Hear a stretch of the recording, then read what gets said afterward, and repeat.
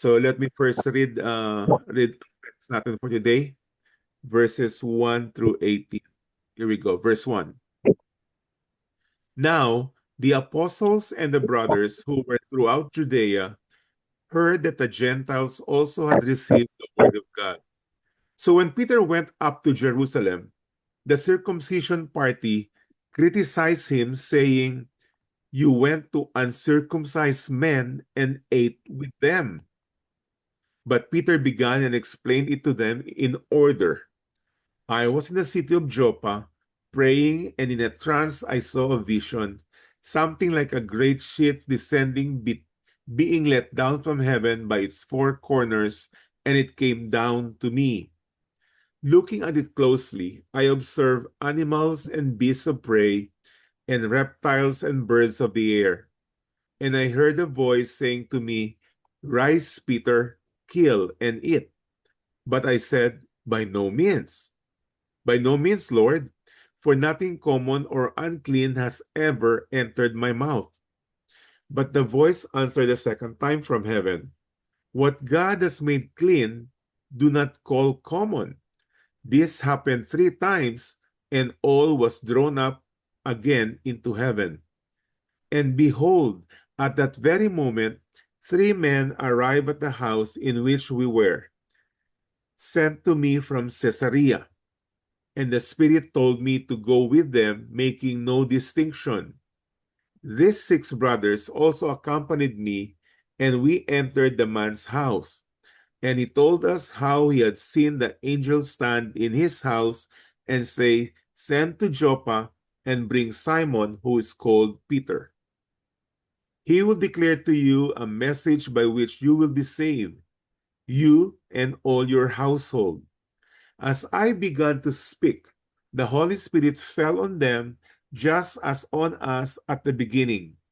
And I remember the word of the Lord, how he said, 'John baptized with water, but you will be baptized with the Holy Spirit.' If then God gave the same gift to them as he gave to us, when we believe in the Lord Jesus Christ, who was I that I could stand in God's way?"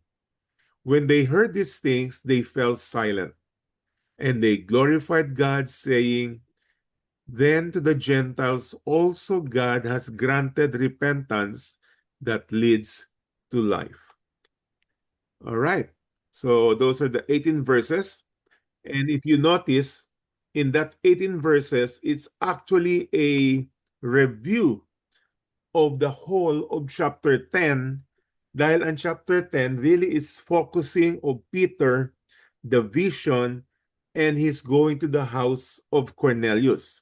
So if you remember in chapter 10, in the first couple of verses, verse 1 and 2, Cornelius was described as follows: that he is a centurion, that means he is handling 100 men under him.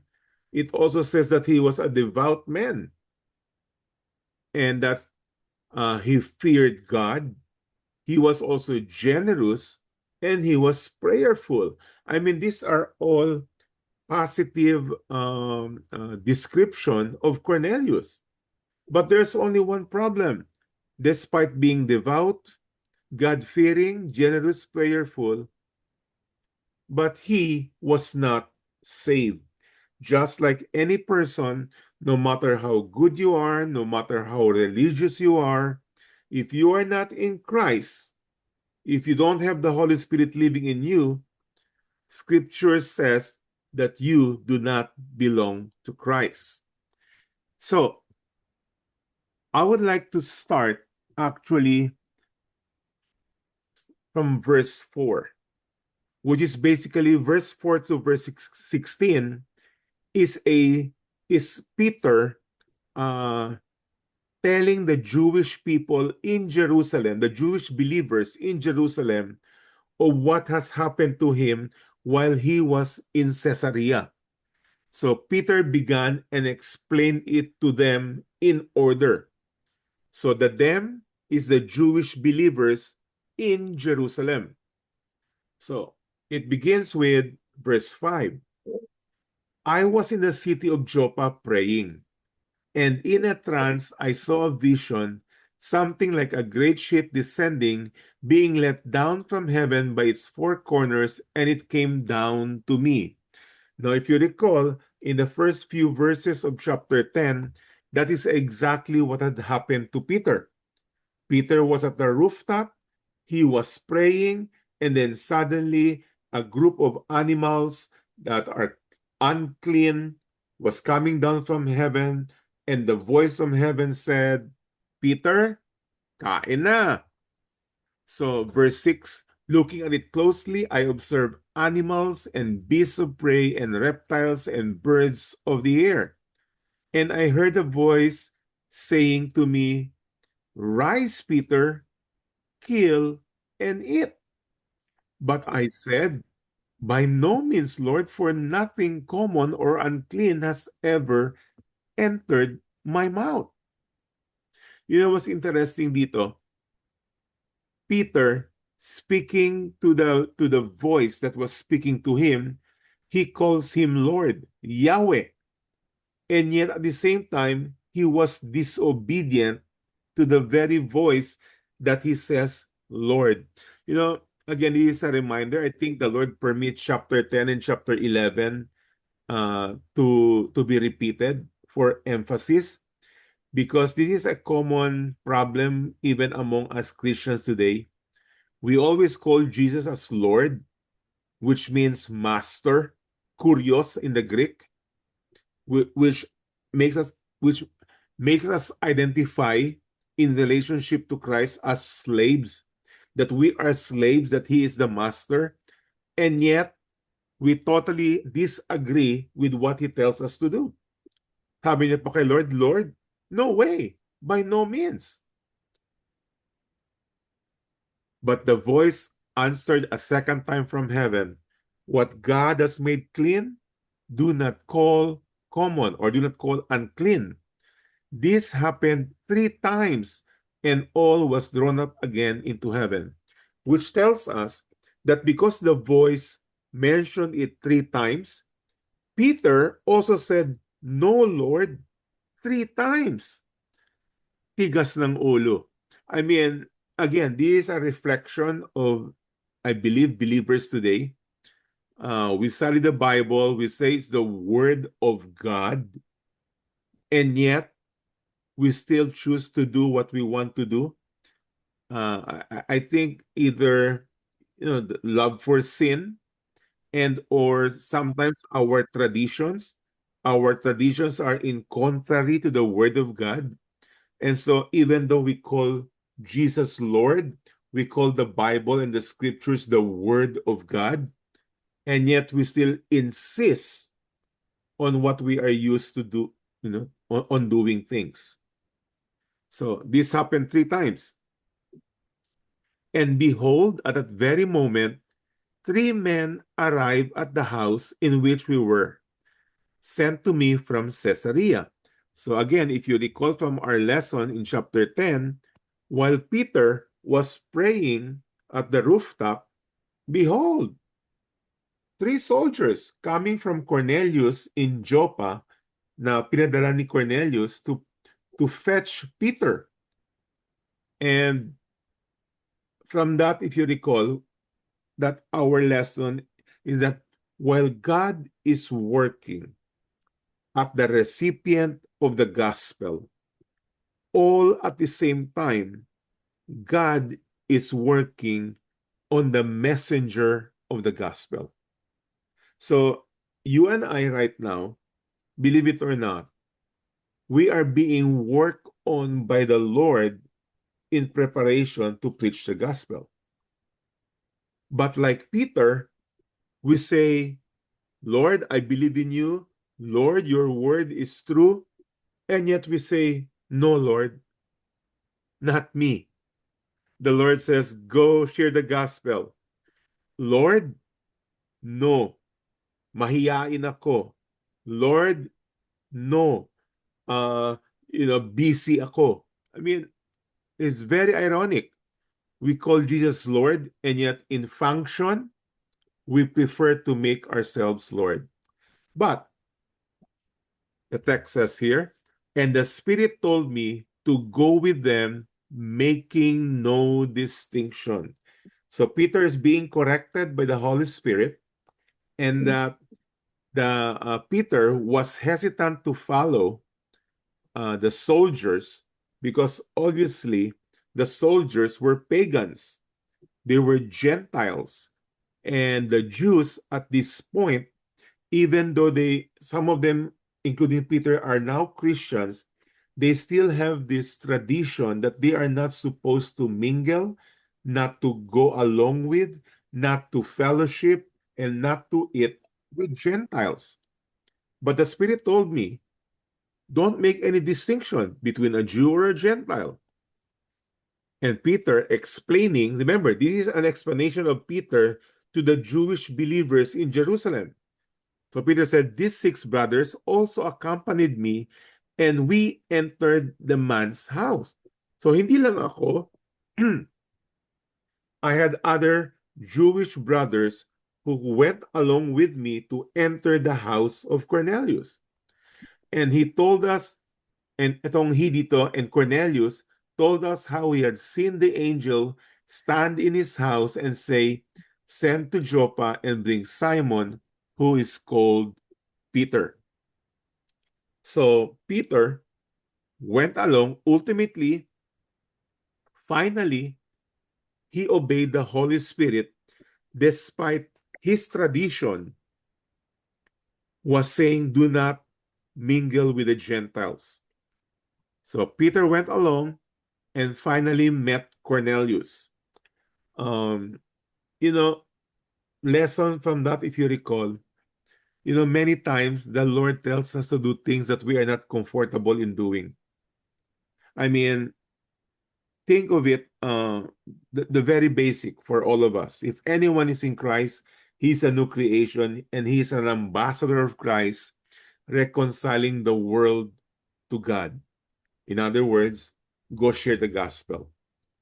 We know it's a command from the Lord, but we oftentimes are very hesitant to obey that command. For whatever reason, you think it's your personality, kasi maybe you are not used to it. You are afraid to lose your friends. Lahat na, no? Yung mga reasons natin. And yet we call Jesus our Lord, our Master. So I hope that, we would become like Peter, that finally we would obey his commands. Because going to Cornelius is basically, for us, is the same thing as to go be a blessing. Whenever we end our classes and we say go be a blessing, it's not go be a blessing and go just receive some material possession or more income, because we always relate the word blessing with physical materials, when in fact the word blessing primarily is used in scriptures as sharing the gospel to others. But again, like Peter, we are hesitant. It has to be repeated again and again and again. And that's why I think in scriptures, we will find in almost every passage of scriptures about sharing the gospel to others. So I don't know where you are at. We can attend Bible study the rest of our life and still be disobedient. We can call Jesus Lord all we want and still insist on what we want. We can worship, have worship songs all day long and feel goosebumps because the music is so nice, and yet still be disobedient. So hopefully, we will move along like Peter, even though he was hesitant. In the end, he obeyed. So Cornelius said, he will declare to you, the angel said to Cornelius, he will declare to you a message by which you will be saved. So obviously, Cornelius was not saved despite being devout, prayerful, godly, what else was that? Generous. He was not saved. So that's why the angel who spoke to Cornelius, Cornelius sent for Peter because he will share to you the message on how you will be saved. And not just you and all your household. And that's exactly what Peter said. If you recall from last week, Peter explained from, from the Old Testament that the Messiah was to suffer, was to die, and to be risen from the dead. And Peter connected it with Jesus as the Lord of all. So Peter explained the whole gospel. And while he was still speaking, proving that Jesus is the Messiah, the promised Messiah, for the Jews and for all the nations, Peter said, and as I began to speak, the Holy Spirit fell on them just as on us at the beginning. So while Peter was still speaking, explaining the gospel, proving that Jesus fulfilled the prophecies of the prophets in the Old Testament, Cornelius, his family, and his close friends believed, and the Holy Spirit fell on them. So several things to take note about this. Number one, you don't need to have a sinner's prayer to receive the Holy Spirit.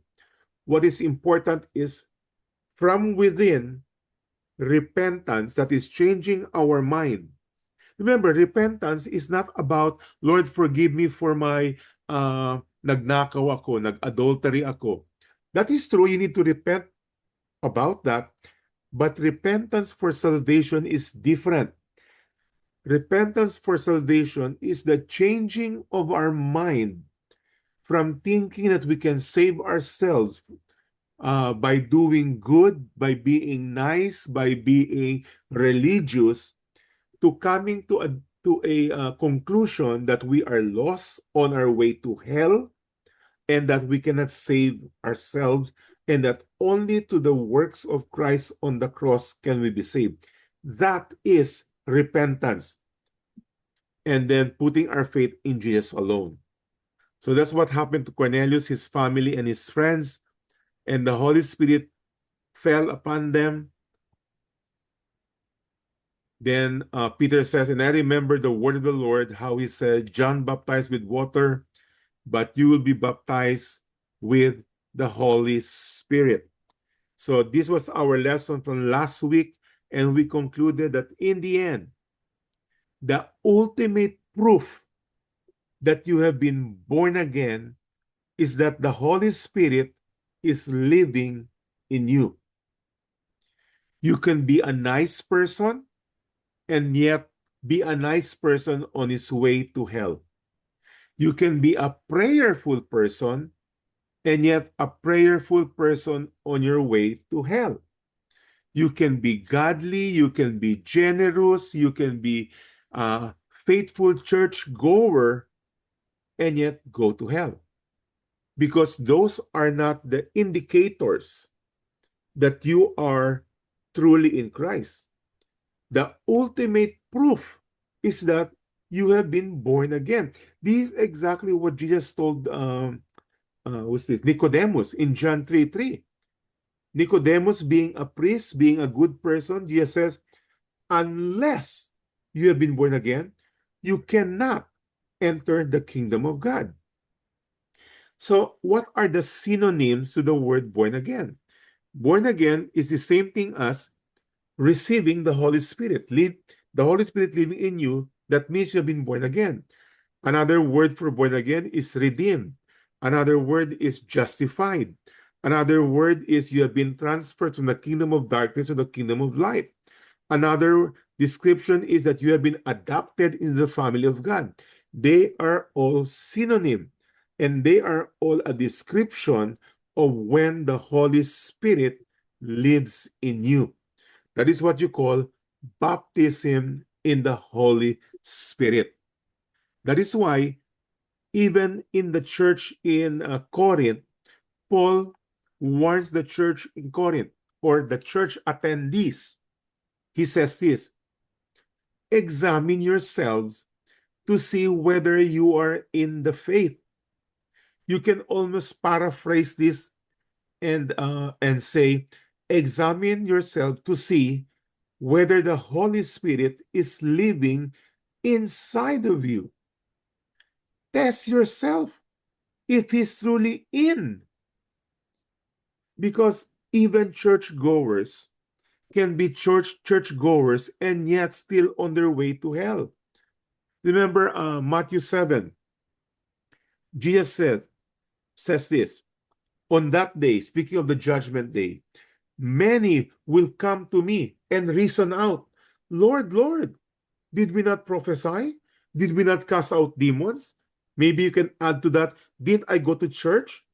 Didn't I do good? Didn't I pray? Wasn't I generous? And what did the Lord say? I never knew you.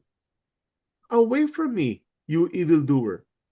Because until the Holy Spirit is living in you, no good works will let you enter the kingdom of God. This is the most dangerous thing and a warning for religious people. And, I think I'll speak for myself. You conclude for you. Um, when I was a practicing Catholic, I always thought I was a Christian. Well, why? Well, to start with, I went to a Catholic school. I had a religious class every single day. Sa eskwelahan namin, we have a religion class every day. So we learn about the Bible. And then among my friends, I thought if there was anyone who deserves heaven, it must be me. I don't drink, I don't smoke, I don't take drugs, so okay ako. Many of my mga barkada are all doing those things. So I was counting on my good works and my religiosity to somehow permit me to enter heaven. But scriptures is saying, Mike, you are dead wrong. So, I want ko dito, no, if there's anyone here who still somehow think that because of you being nice, being good, being generous, being meek, being, malambing and everything, that somehow you are a Christian. Nope. You are not unless you have the Holy Spirit living in you. That's why Paul says, siguraduhin mo, check it, examine. In Romans 8, verse 9, Paul says this, anyone who does not have the Spirit of Christ does not belong to Him. It really doesn't matter. Ano ka pa? Ikaw na yung pinakamabait sa pamilya. Ikaw na yung white sheep sa pamilya nyo. Ikaw na yung pinaka, matalino sa eskwelahan nyo. It does not matter. If you do not have the Spirit of Christ, if you have not been born again, you do not belong to Him. And by the way, born again is not a denomination. It's not a religious organization. Kasi pag sabi, saan ka nag-attend? Doon ako sa born again. No. That is a wrong application of the word born again. Born again is being born in the Spirit living in you.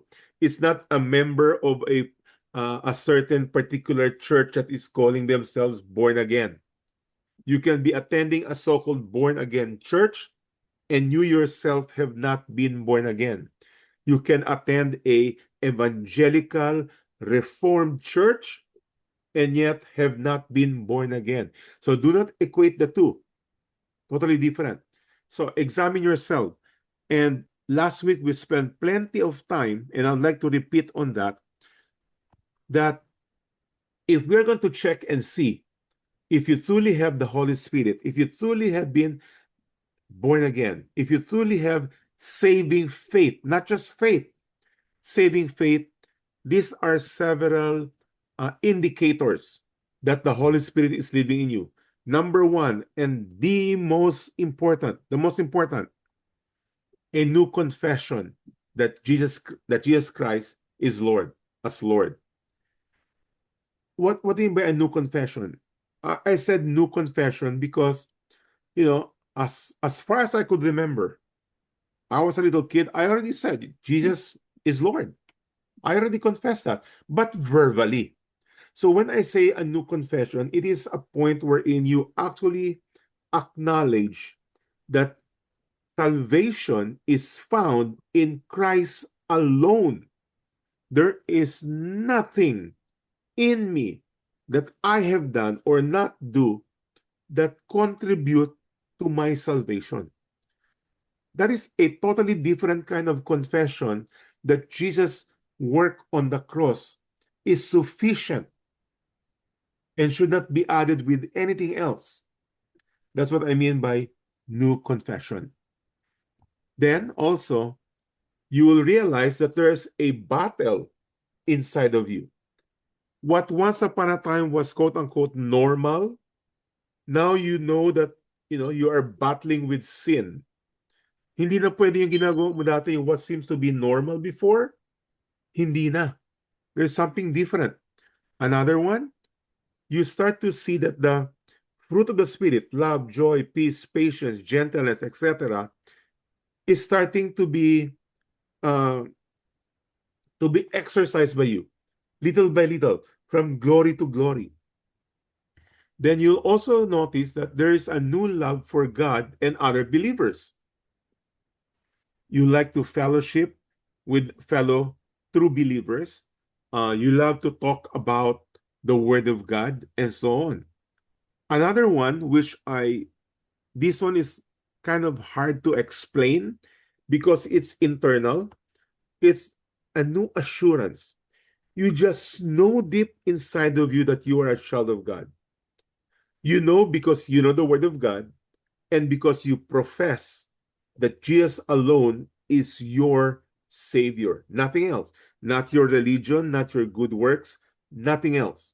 So there's that assurance because you trust what Scripture says, which is the next one. You have a new appetite for Scripture. Somehow you have gained interest to know more about the Word of God. There is what Peter calls, there is a longing like a babe, crave for pure spiritual milk, like a newborn babe. Then there's a new direction. There's obedience. It might not be, total obedience, but you are now wanting to obey. Like Paul said in Romans 7, I want to do what is right. So there is now a desire inside of you to obey God. You want now to, including, share the gospel to others. You want to obey, but there's still a resistance. And hopefully that resistance will start to be reduced, to be put to death little by little. Another one is there's a new sensitivity, conviction of sin. You can no longer do what once upon a time was normal. And then this one is beautiful, a new understanding. Somehow the word of God has been made clear. Um, what used to be just something perhaps you studied even in school, just like I did. We had religion class every day, but it was just intellectual. Nothing, nothing. I really don't see it as the word of God truly speaking to me. But now there is what we call an illumination. You get to see it. You get to understand it. There is a eureka moment every time you read scriptures.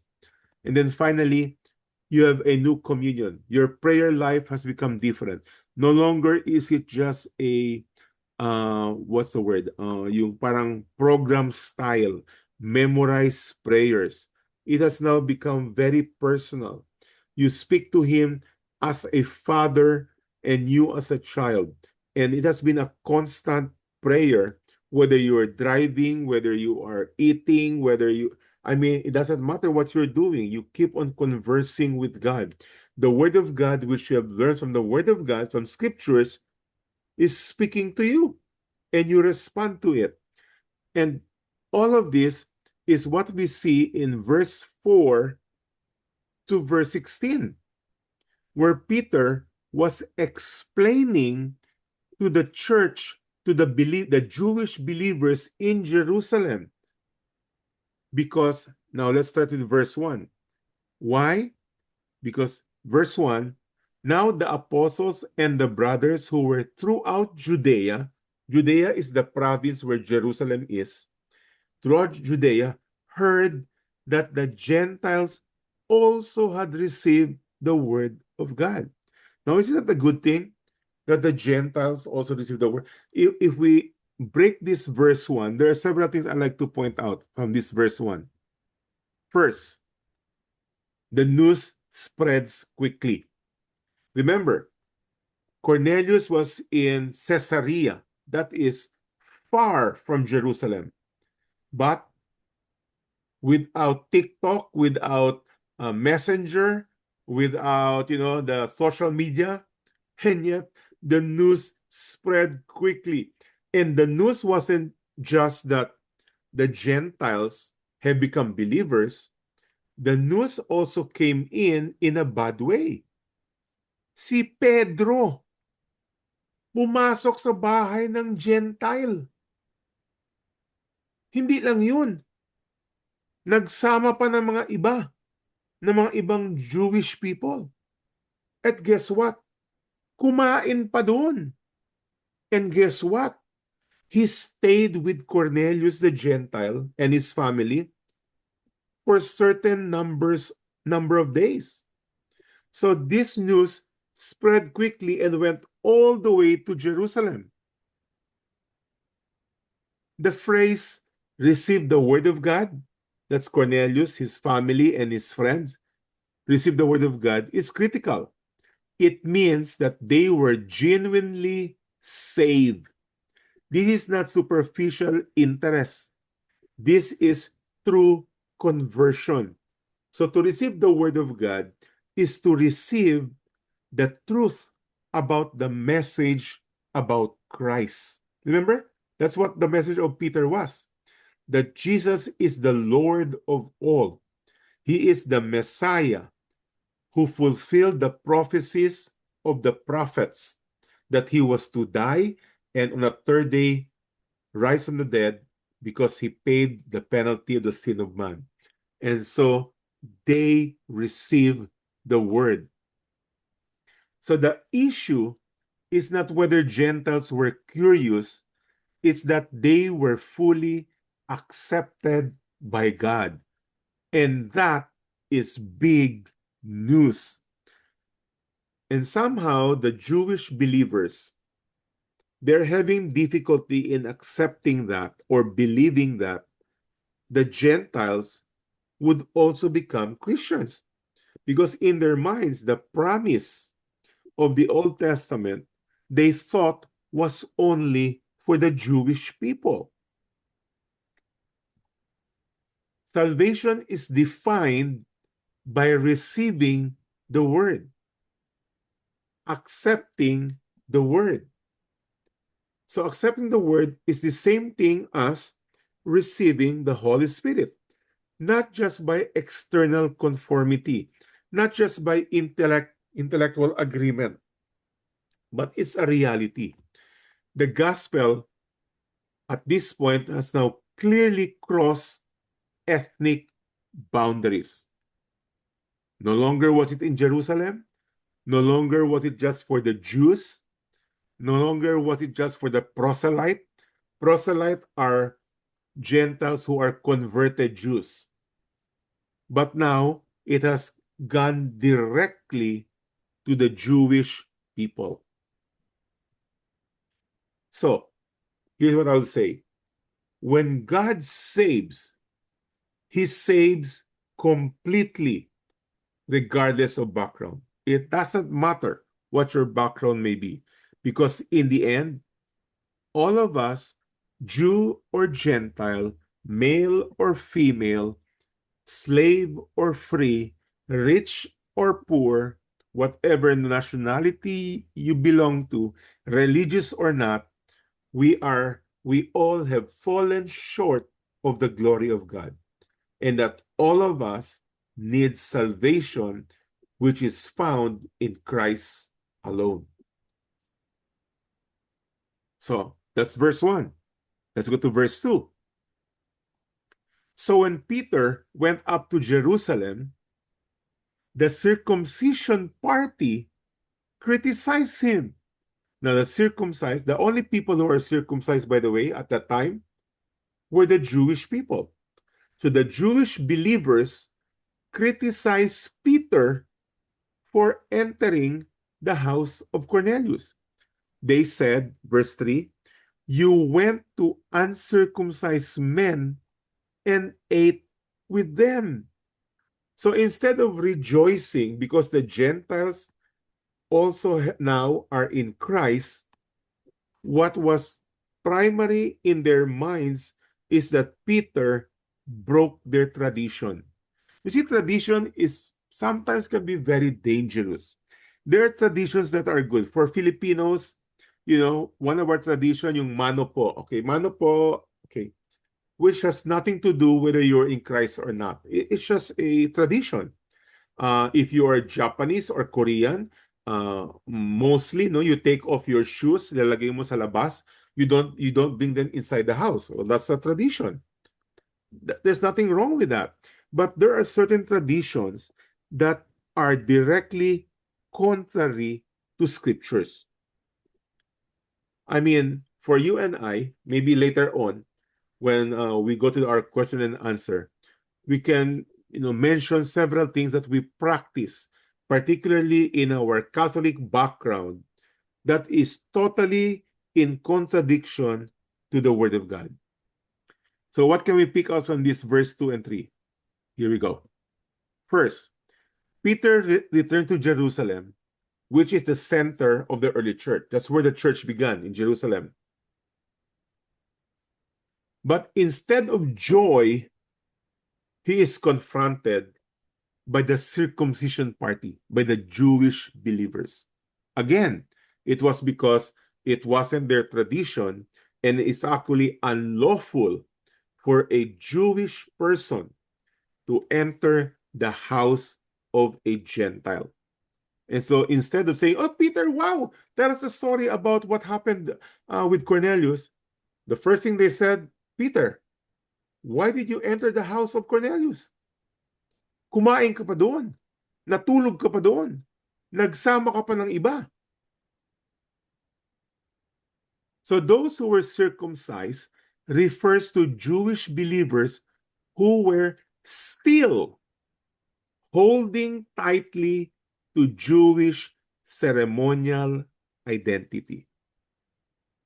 Hawak pa rin nila.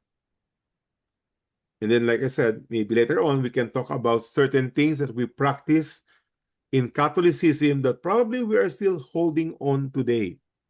Okay? So, but let me just point this out. The Jewish believers, they are not heretics. They're not heretics. They are simply immature believers struggling with deep-rooted tradition. And I think that that's true also with many Christians today. They're not heretic. They are true believers, except they are still immature. Okay?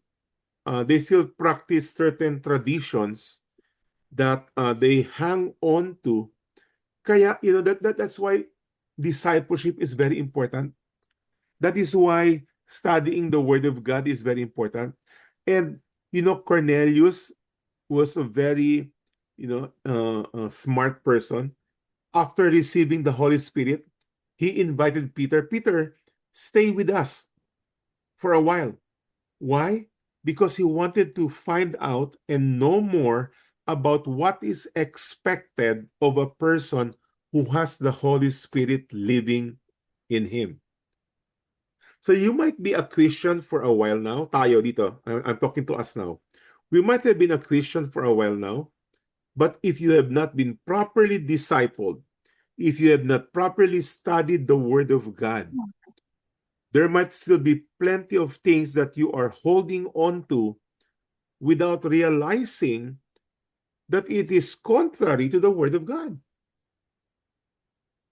Let me show some verses. Philippians 2. Here's what Paul says to the church in Philippi. Work out your salvation with fear and trembling. He's not talking about work out to be saved. He is saying here that because you are saved, work it out. Show it. Show the evidences that you are truly in Christ, that you are truly saved. So work it out. You know, the problem with many Christians today, I, I don't, what word did I use? Lazy? Tamad? We somehow think that because I'm a Christian, then we get to know everything that the Word of God says automatically. It doesn't happen that way. I praise God, especially for those of you here who are, regularly attending our classes, regularly are attentive, not just attend. Now, attend is the beginning. Number two is attentive. You are listening. You are dissecting. You are chewing what you are hearing. And then, not just our Bible study here, but even in your church services. You don't just attend church for the sake of church. You see, back in our quote unquote past life, we only attend church and say, nag-church na ako. That's the attitude. That's the tradition. Somehow, simply just by attending, you have done your obligation. You see, church, that's why I like to call our Bible study a school. It's actually a school. You get to learn. And it's a learning place for those who are in Christ. That's why I call it sheep school.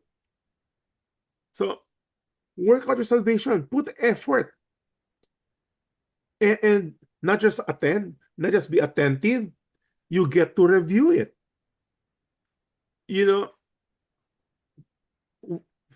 For example, for us, I do record these classes. Some of you that I know actually watch this class again. You're not content to just hear it one time. You somehow want to say, ano ba yung sinabi? Bakit ba yun? Ano na nga yun? You see, you are working it out. That's why some of us are more mature than others. You see, maturity doesn't come automatically. It does not. Peter said in 1 Peter, crave pure spiritual milk, the Word of God. Crave for it. So, instead, itong Jewish believers who were immature, the first thing they noticed about Peter, you went to uncircumcised men and ate with them? I think that is how it should sound. It wasn't just like, you went to uncircumcised men and ate with them. No, I think it was said, sarcastically. Peter, you went to uncircumcised men and ate with them? Ano ka ba, Peter? That's exactly how it's being said. And then, obviously, verse 4 to verse 16 is the one we took up earlier, where Peter explained exactly what had happened, starting his prayer on the rooftop until the believer, until Cornelius, the family, and his friends received the Holy Spirit. Then we jump to verse 17. Peter says, still speaking to the Jewish believers, if then God gave the same gift to them as he gave to us when we believed in the Lord Jesus Christ, who was I that I could stand in God's way? So that was the reasoning of Peter now to the Jewish believers. So several things I'd like to point out from this verse. Number one, Peter's conclusion is simple. If God acted, no one can oppose it. Sino ba ako? Sino ba kayo? And this is what we have to understand. If the Word of God says it and we understand it in its proper context, who are you? Who am I to disagree? You see, that is why when we read scriptures, we cannot give our opinion. I Narinig ko lagi yan eh. Ikaw, anong sa palagay mo? No, you discover exactly what the word is saying. That is what we call exegetical preaching or studying. Don't get out of what it is saying. To whom was it said? Why was it said? Where was it said? Bakit sinabi? You try to find out in its proper context. Because if you get it in the way God meant it, wow, what a blessing. And who are we to oppose Him? So let me say this. We must never oppose what God clearly affirms. Okay? So that's why it's important to truly understand. Jesus said in Matthew 13, it is he who hears and understands that produces a crop of 30, 60, or 100-fold. Understanding is important. Very important. So that's verse 17. Who was I that I could stand in God's way? Then finally, verse 18, when they heard these things, they fell silent and they glorified God, saying, then to the Gentiles also God has granted repentance that leads to life. Whew. This is where it is very important, as 1 Timothy 3:16 says, all scripture is God-breathed and is useful for teaching, correcting, rebuking, and training. Because the truth is this, none of us have been glorified already. None. We are all in the process of sanctification, being made holy, becoming more like Christ. And so we need to be on a regular basis, be taught, to be corrected, and sometimes to be rebuked. Kung matigas ang ulo, to be rebuked. I think when God spoke to Peter, it says 3 times repeated. I think it was already a rebuke. Peter, sabi ko nang kumain ka, no? What God has made clean, you cannot call unclean. You know, sometimes we have to approach sermons that way, wherein the preacher should actually emphasize the clarity of scriptures, and if people are disobedient, that the congregant must be rebuked. When are you going to stop that fornication of yours?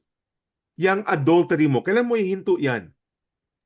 You've been attending church for a long time and you're still involved in that. Sometimes we have to do it that way. So let me break this down. Verse 18. First, what we see here is that the Jewish believers who were what do you call this? Critical of what Peter have done, have changed their mind and actually became worshippers. They finally came to the understanding, wow, thank you, Lord. Salvation pala is not just for the Jews, it's for everybody, no matter what their background may be. You see, sometimes tayo, I don't know who are the people you hate the most. Okay? You might be separated from your spouse. Wala naman divorce sa Philippines, no? You might be separated. You might have all this anger towards that spouse of yours. Tapos naging Christian siya. Are you happy or are you sad? Sana hindi na lang para ma-impyerno na siya. You know, sometimes even for us today, we really have to change our mind. Because God can save even the worst of people. And when that happens, we need to become like these Jewish believers who finally changed their mind and said, praise the Lord. They became worshipers. They recognized the truth that God has granted to the Gentiles, if I may add, to our enemies, to the people we hate, to the people who are evil, also the repentance that leads to life. So let me put a conclusion here. Salvation, which includes from repentance to faith, is entirely a work of God's grace. Entirely. Your faith, akala mo galing sa'yo, it's a gift of God. Ephesians 2. For it's by grace you've been saved through faith, which is the gift of God. Repentance, in the very verse we just read, God has granted, given to the Gentiles also the repentance. So saan galing yung repentance? Where is the acknowledging that we are sinners? It's also a gift from God. So salvation is purely 100% work of God. That's why John said in John chapter 1, born again, born of God. It's coming from God, entirely from God. That's why for all eternity, we're just going to thank God and praise God. So that is verse 18. So let me put some summary to the whole of chapter 10 and chapter 11, 1 to 18. What are the lessons we can learn? Okay. So this passage can teaches us. First, God saves whom he wills. Because salvation is from God. So what whomever he wills will be saved. Jesus said, whomever the Father has given me, I will raise them to life. Ephesians 1 tells us that before the foundation of the world, God have elected those who will be his. So God saves whom he wills. Second, salvation is not limited by race or tradition or by religion. It doesn't matter whether you came from Catholicism, whether you came from, whether you are Baptist, Pentecostal, Hindu, Muslim, doesn't matter. God saves whom he wills. Another one, the Holy Spirit and the Holy Spirit alone confirms true salvation. Not your good works, not your religiosity, not your generosity, not your prayer life, but that the Holy Spirit lives in you. That repentance itself, the very start of salvation, repentance itself is a gift of grace. None of us deserve it. It is granted to us. Then finally, the church must align with God's work, not resist it. So how do we find God's work or God's will? Through his word, the Bible. By understanding it, by reading it, by studying it, and obviously by attending Bible studies and church services. These are all training places. The church service is a training place. It's a school. Our Bible study is a school. And until we fully understand it, then, as Jesus says, you will not be bearing fruit. And if when you understand it, do not resist it. So that is what we find in chapter 11, 1 through 18, which is basically a review of the whole of Acts chapter 10. So we open the floor for question, comments, clarification. Okay, you turn on your videos, please. I want to see you all.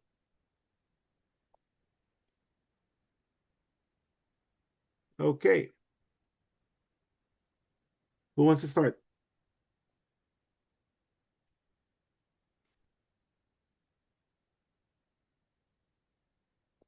Hmm? Oh, Right? Ayan. Yeah. Good Yeah. evening, Pastor Mike. Sino yan? Si? Si Lynn Oh, Lopez. I'm Lynn, from Lynn. Iloilo. Okay. This Yeah, is my Lynn. second time to attend. Yes. Yeah, let me change your name first. Double N ka ba or single N? Double N.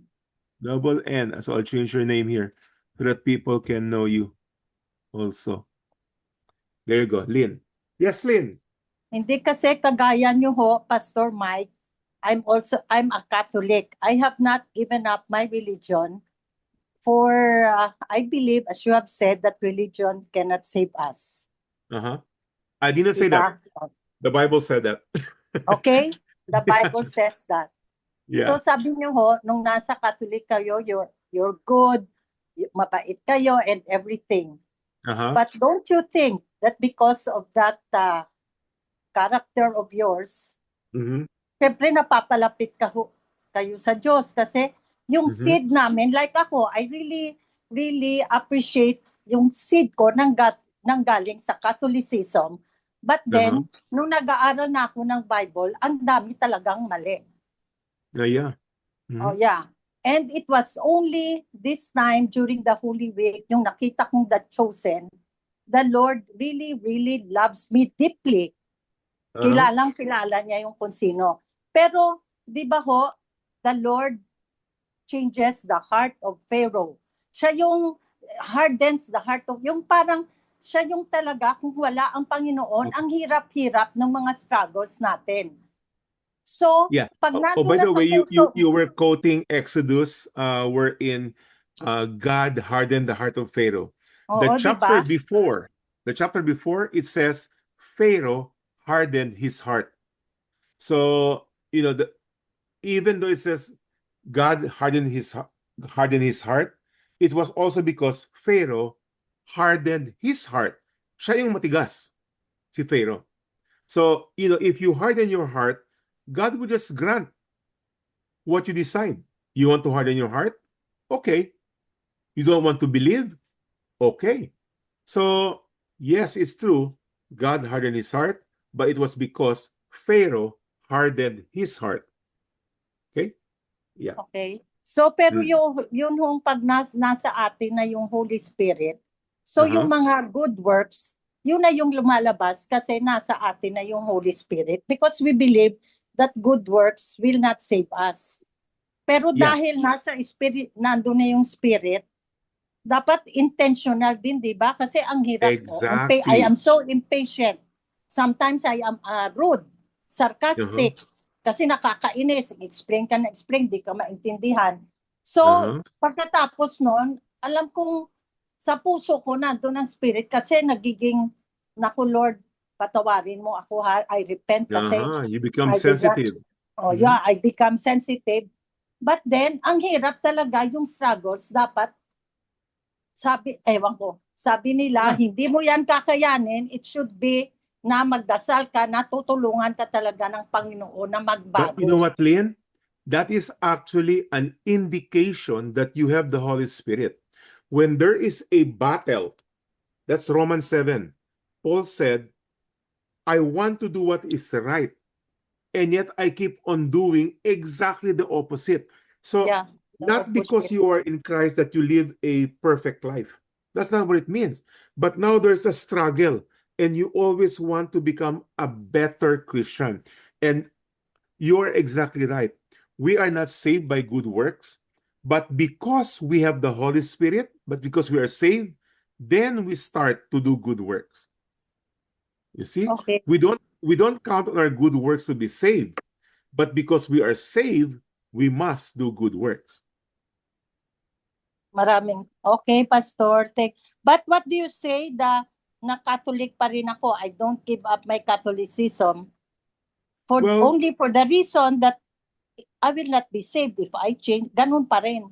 So okay lang ho yun? I know other people who at the start, even after fully understanding the gospel, after fully understanding that you need to no longer rely on your good work, but rely on God's work, on the work of Christ on the cross alone, 100%, that they still, at the start, still attend the Catholic Church. Yeah. But then after a period of time, the Holy Spirit himself will let you know that what you hear from a church service, a Catholic church, oftentimes are totally in contradiction to scriptures. Yeah. And the more you study the Word of God, not only will you find out that there are things that are being practiced that are not in line with the Word of God, not in line with the will of God, but oftentimes are in contradiction to the Word of God. And when that happens, you will start, and I'll permit you to make that decision. In my case, it did not take long that I concluded, then why am I still attending the Catholic Church? If to start with, that the gospel is not being preached, the right gospel, okay?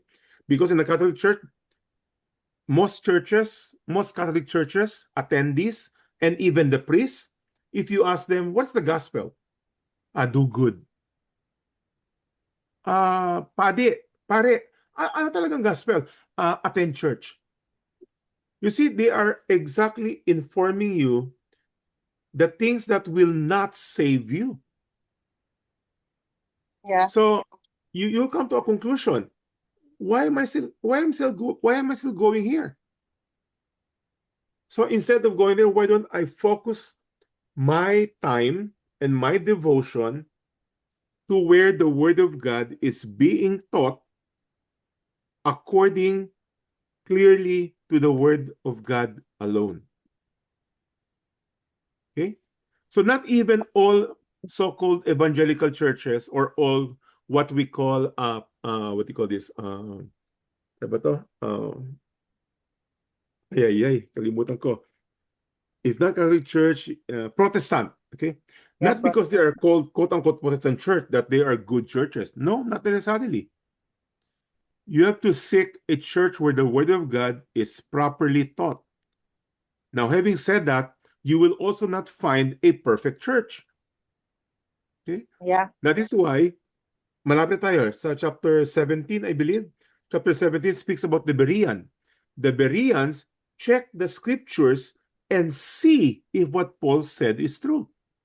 So Lynn, since technically you are fairly new sa ganitong klaseng study, even when you attend this class, do not just count on sinabi kasi ni Mike eh. No, I'm not the authority. The authority is the Word of God. So, Yeah. will there be time na, I might be out of context? Of course. So, it's also your responsibility. Double check it. Kaya sabi ko nga, you need to study the Word of God on your own. Review again, chapter 11, verse 1 to 11. Ano, yung ba nangyari? Yung ba nangyari sa chapter 10? Because chapter 11, 1 to 18 is a review of the whole of chapter 10. Okay? And that goes for all of us, by the way. Because people here, by the way, Lynn, attends different churches. Okay? So, yes, be faithful to the church that you know is preaching the Word of God, but you have a responsibility to double check that what is being taught, what is being preached, is truly the Word of God in its proper context. Okay? Thank you so Thank you, much. Lynn. Thank you, Lynn. Yeah. Very good. Any more? So Cornelius is heavy on salvation. Kahit mabait si Cornelius, godly, prayerful, he was not saved. Not until he received the Holy Spirit. And how did he receive the Holy Spirit? He believed that Jesus is Lord of all. Not So, Mike, verbally. Not verbally. Yes. Ate. so Mike, it is a prerequisite to really believe that the Holy Spirit is in us and that we were saved by Jesus Christ. No. What you need to believe is the message about Jesus. And as you believe exactly what Scripture teaches about Jesus, that he is the Messiah, the Savior, and if the Savior, we have to understand that we are lost. Because if you do not think you are lost, why will you even want a Savior? You see, that is now called repentance. That you now come to a conclusion that you are lost. And lost means you're on your way to hell. So once you understand that and believe that Jesus alone is the one who paid the penalty of sin, then the Holy Spirit will live in you. So it is not about, I believe the Holy Spirit lives in me. No, you believe the message about the Lord Jesus. Then as a result, Jesus will send his Holy Spirit, the other helper. Okay? So it's truly very important to really articulate the right gospel to people. Correct. Exactly. Thank you. Yeah. Yes, Dan. Yeah. Kaya ito nga ang prerequisite yung you should hear the right gospel first before you can believe. Kasi unless you have heard the gospel, sabi nga, even Cornelius was a righteous, mabait na tao, pero he has to hear the gospel para maintindihan niya. And his understanding is a gift from God, the opening of his eyes. Yeah. And by the way, technically, what Cornelius experienced about the angel speaking to him is technically a miracle. Right? I mean, a voice from heaven. Cornelius, send your soldiers to Joppa and send for Peter. That's a miracle, correct? So let me just say this. Experiencing a miracle does not mean you are saved. Why do I say that? Because there are people who say, alam mo, dati may sakit ako, hinil ako ni Lord. Fine. Let's say that you are truly healed by the Lord. But even if you experience a miracle, doesn't mean you are saved. You still have to hear the gospel and believe the gospel. Receive the word. Okay? Okay, mga, pumunta kami doon sa yung miracle ng Fatima, yung miracle ng, ng image na lumuluha. Doesn't matter. Even if it's a genuine miracle, it doesn't mean you're saved. You need to hear the gospel.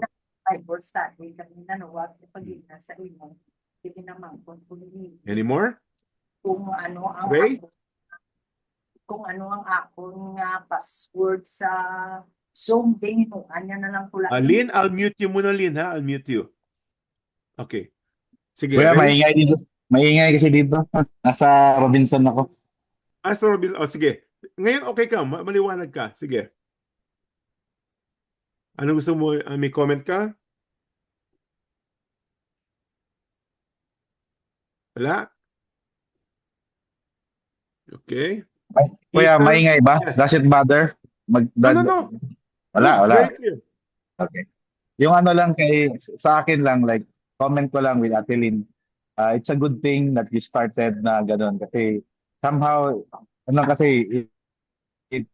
there are things in our tradition as a Catholic. Kasi si mama ko gano'n din. I've been teaching her and still she lives with that idea na hindi talaga siya muna aalis. But in God's time, no, the more you learn about God, like me, ako, all my friends were priests.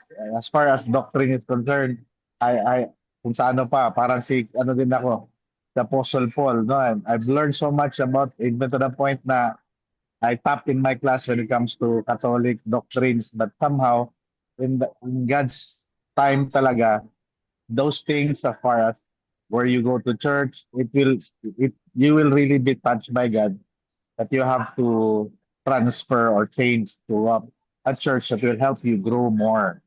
Amen. Yun lang naman yun. Yeah. Kaya nga, yung kinote ko kanina sa Philippians, work out your salvation. So yes, it is God who works in you, but you also have to put an effort. Because sanctification is both the work of God and the work of man. Okay? You are growing because you desire. You have to desire it. So, hindi lang pwedeng pabanjing-banjing. And that is where, again, a lot of Christians are immature. True Christians, true believers, yet are still immature. And especially kung bago pa lang, no? Kasi receiving the Holy Spirit doesn't mean that you know everything already. Dan, in one of our friends, remember, even after we had the Bible study for a long period of time, and yet sa background niya, sa likod niya, meron pa rin siyang malaking image ni Virgin Mary. So, nandun pa rin yung kapit ng tradition. Not until we study the Word of God, without even telling him, after a while, wala na. I was hoping nga na meron tayong sa verse by verse na lumabas about images eh. Wala pang lumalabas eh. He realized that it was wrong. So out of his own conviction, siya nagtanggal. Hindi ko rin sinabihan. Yeah. But if the Word of God, especially if in your study, lumabas yun, then bring it out. Kasi nga, Kuya Mike, sabi nga, di ba, the role of the Holy Spirit is to bring into remembrance everything you learn in the Bible. So it's Very good. no matter how people or how teachers tell you what to do, but if the Holy Spirit tells you and reminds you that these are things that are not pleasing to God, you will really be convicted. Correct. Correct. Yeah. Okay, anybody else? Blair, Isa? Isa, kumusta ka na? Nagkasakit ka? Nakamute ka? Apo. Hindi ako nagkasakit, Mike. Nabisi Ano ako ka? dito sa bahay. Nag-alaga okay. ako ng daughter-in-law ng anak, si So Sarian. ibang nakausap ko na may sakit. Meron ako nakausap na iba na may sakit. Healthy pa naman si ate, parang 25 years old lang. Busy nga ako eh. Kuda pa sa kaya ako na-absent ako. Naka-absent ako So, dahil nga sa yeah. Any thoughts, Ba't question, nasistorya ako comment? ano lang, naalala ko lang yung friend ko, tsaka kagrupo ko rin sa aming life group na doon sa bahay nila, meron pa talaga siyang image na nireview ko siya, sinabihan ko siya. Pero ang sagot sa akin, wag kasi mahal pa yan, mahal yan. Tapos, minana ko, hala, minana mo pa yan. Yeah. Nag-ano pa rin dyan, hindi na daw siya nagdadasal. Nagbibigay na lang siya ng flowers. Yeah. So sabi ko, ano ba yan? Alisin mo na yan. Hopefully, Kaya nga. pray for her. The Holy Spirit will guide her, convict her. Yeah, so again, there's a lot of immaturity. Romans 13 speaks about immaturity of Christianity, of Christians. Marami pang Kaya, Marami pang- even Jesus' commandments sa Great Commission, go and make disciples. You know why? Because Christians is only the work of God. Discipleship is our role. Yeah. We need to teach, we need to correct, we need to rebuke, and we need to train. Right. Okay? Blair? Carlos? Clear. Mike, may Yeah. isang tanong pa ako. Yung Oo. baptism of the Holy Spirit, di ba when you receive when you receive the salvation, kasama mo na yan, hindi ka na pala magsasabi, baptize mo ulit ako ng Holy Spirit, di ba? Yeah. Sa Everyone. charismatic and Pentecostal group, iba ang definition nila ng baptism of the Holy Spirit. Their definition of the baptism of the Holy Spirit typically is when you start to speak in tongues. So they will say you are baptized in the Holy Spirit. But if you look at scriptures, baptism, which is the word to be joined in, to be immersed, is at the time when the Holy Spirit lives in you, then you are baptized in the Holy Spirit. Walang separate, second time na wala. When you are in Christ, you have been baptized in the Holy Spirit. Okay? Right. Yes. Pero tama ka, very common language yan sa charismatic and Pentecostal group. Kailangan mabaptize ka sa Holy Spirit. Yeah. Blair? Thanks, Mike. Ano ba sa akin yung Romans 12 ba? The renewing of your mind. Renewing of Kasi the yun mind. talaga yung struggle ko ng after become a Christian. Yeah. Yung napaka-let go yung rituals and ceremonies Yeah. na nagisnan mo sa Catholic. It really struggles me a lot. But ito Yeah. yan, yung Romans 12 lang talaga ang nagano sa akin nun. Renewing of your mind. There's no other way. Renewing of the mind. Exactly. Because the battleground is the mind. Okay. And tradition, even the word tradition is actually referring to the mind. Kasanayan. Yun, di ba? Kasanayan. Pag dumaan ng Catholic building, sign of the cross. Kasanayan. Okay? Yung maglagay ng bulaklak sa mga, yung sabi pa nga, isa, lagay ng bulaklak sa mga images. Kasanayan. Okay? We were not properly instructed. But, the more you study the Word of God, the easier it gets. The easier. Thank you, Blair. Anything else, Blair? Na? Okay, i-mute kita ha. Okay. Carlos, ikaw? Connie? Ibang Kuya Mike, yung baptism sa believer, hindi na siya baptism of the Holy Spirit because it's na-receive na natin yan once we accepted the Lord. What comes first, the baptism, water baptism, or the... No. Magkaiba ang water baptism sa baptism of the Holy Spirit. Baptism of the Holy Spirit is when you receive the Lord, then the Lord gives us the Holy Spirit to live in us, then we are baptized in the Spirit. The baptism in water is a physical demonstration, illustration of what has happened to you, that you died to sin and live for Christ. That is water baptism. Okay. Thank you.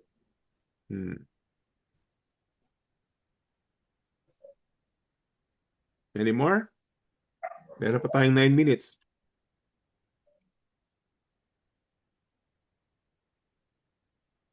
Yung the later part of reading sa scriptures, yung who am I, sabi ni Peter, who am I that I will stand parang on the way of the Of the Lord, yeah. the Lord.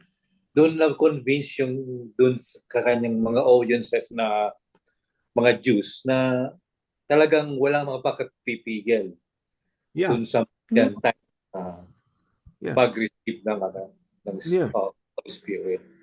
Kasi sila sa mga Jews noon, ang sabi sa kanila, dapat they can accept Gentiles being receiving the Holy Spirit, but they should first be Jews before they become Christian. Correct. You must first be a proselyte. Sa kanilang mentality. That somehow to become Jew is the way to become a Christian. By the way, there are groups today that, alam ko na ang tawag, where they want somehow to start practicing Jewish tradition. Messianic. No. Yung Messianic Jews na dito sa Philippines. Sa Philippines, Mike, merong nagiging Jew na mga Christians. Oo nga eh. So it's totally the opposite of scriptures. Totally the opposite. Mga Filipinos. Oh, they want to practice all the festivals of the Jews. Sabat. Mga practices ng Jews. We were freed from those through Christ. Those are only the shadows of what is to come. So, they're all fulfilled in Christ. Yeah, tama yun, Mike. May kilala ako na ganun. Hindi siya Filipino, but yung husband niya, Filipino ang babae, pero yung husband niya, yun yung practice niya na. Pero European yun to eh. Parang may ganun na movement ngayon. Yeah. You see, Samuel, kasi it's easier to follow a program and say na I'm pleasing God by doing certain things, by rituals. Parang mas madali yun eh. Nagawa ko yun, ganito. Okay? Sa mga Muslim, kailangan bumiyahe ako doon sa Saudi Arabia, yung para umikot sa Kaaba ba ang tawag doon? We want Kaaba. rituals. Mecca. Sa Mecca, Mecca. Kaaba. Kaaba, yeah. Kuan. We want rituals. The same thing with Catholicism. We want rituals. Okay? Yeah. Oh, by Mike? January, may rituals na sa Pilipinas, yung kuan, yung Nazarin. Yala, procession. Ano pa ba? Mga rosary. Mike? Yes, Lynn. Yeah. I think I was able to attend yung, he's from the States, Pastor Craig Hill Ministries. They do ancient pot seminar, yung family, and they practice Jewish rituals, yung mga sabat, yung mga things that they do when your daughter enters 18 years old, mga ganon. So, hindi na dapat yon. Well, it is a Jewish practice. Yung mga Sabbath, yung mga... yung mga sabat, yung mga, ano pa yun, ang dami. Meron. Today, I will count it as a custom rather than a religious ritual. When you start to do it as a religious ritual, then that is where it is wrong. Kasi if you are counting on that ritual to somehow gain heavenly points, no? Kung meron man. If we do this, meron akong 5 points.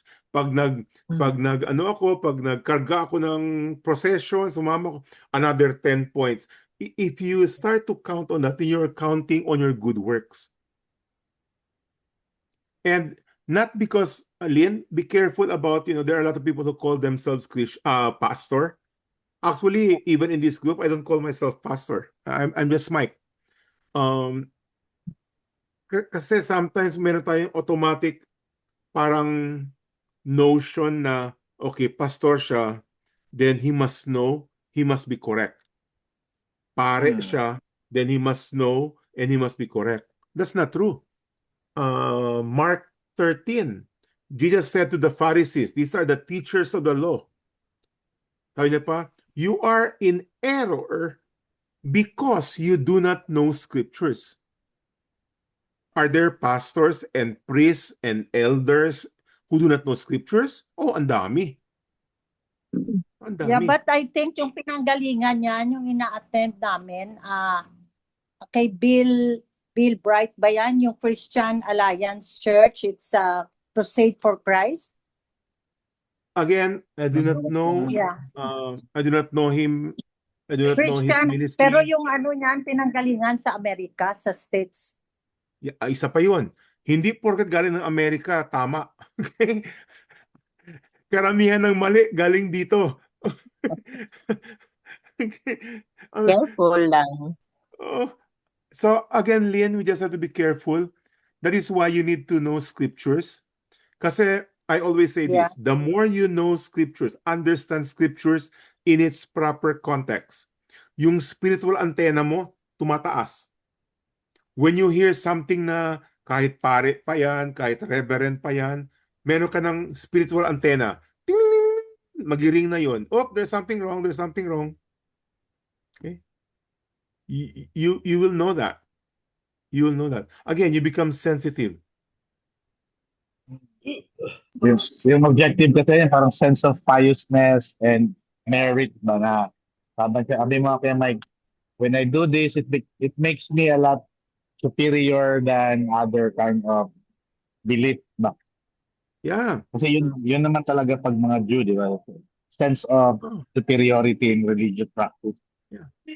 And mostly religious people are actually having that holier than thou attitude. There's just a common denominator. Okay? Nagprosesyon ako, pumunta ako ng yung Stations of the Cross, fill in the blank, whatever that may be. Kaya I think Cornelius is a very good example. Despite being godly, prayerful, generous, devout, and yet, what did the vision say? Cornelius, send for Peter so that he will give you the message for you to be saved. Why? Because he is not saved. The same thing with Romans 10. Paul said, my prayer and desire is that the Jewish people might be saved. Why? Because they are, they are zealous for God. So zealousness for God is not equal to salvation. Not the same. Pero ano ang typical understanding ng tao? Ay religious yan. Ay faithful yan. Lagi nag-attend ng church yan. Lagi pa nga nakabandana eh. Okay? Di ba yung meron mga babae yung parang veil, yung veil. Oh, yung veil. Oh. Matatanda na yan. So, do not, hopefully that is made clear. Lynn, especially for you, I think you are the most, parang pinakabago dito sa group. That is one thing that you must truly have a good understanding. That salvation is totally the work of God. Yeah. The work of Christ alone. Not believe in Jesus plus baptism. Believe in Jesus plus membership. No, it's faith alone. By grace alone. Okay.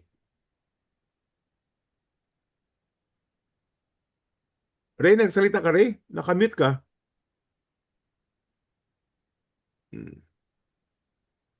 All right. So, okay, let's end there. I want to show one more slide.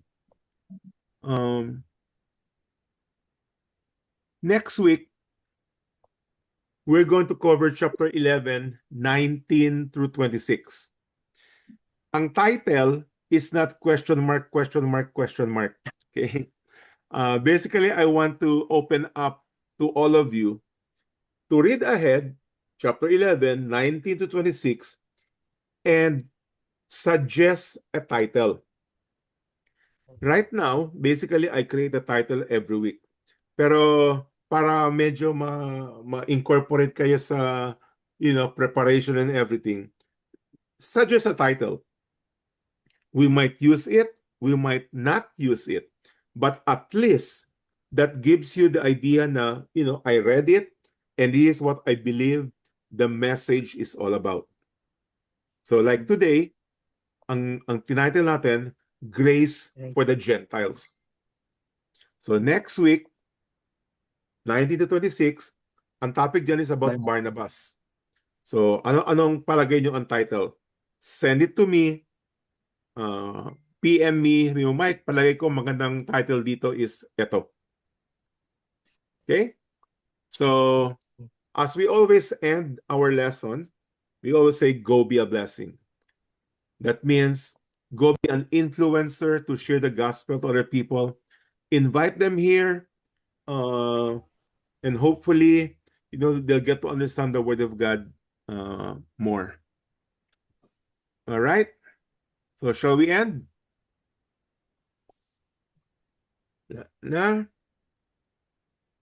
Okay, let's pray. Ray, ikaw na mag-pray, Ray. Mag-close sa atin. Maingay, kuya. Okay lang? Okay ka. Maliwanag. Maingay. Maingay sa lakan lang.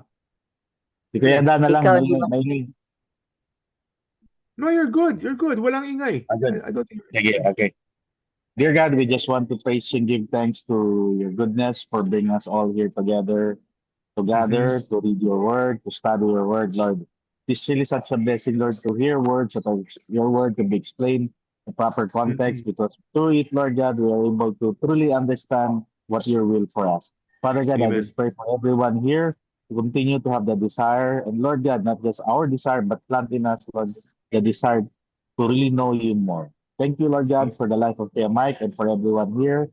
May you continue to use us, O Lord, to be a blessing indeed to other people by sharing your word. All this we pray in Jesus' name.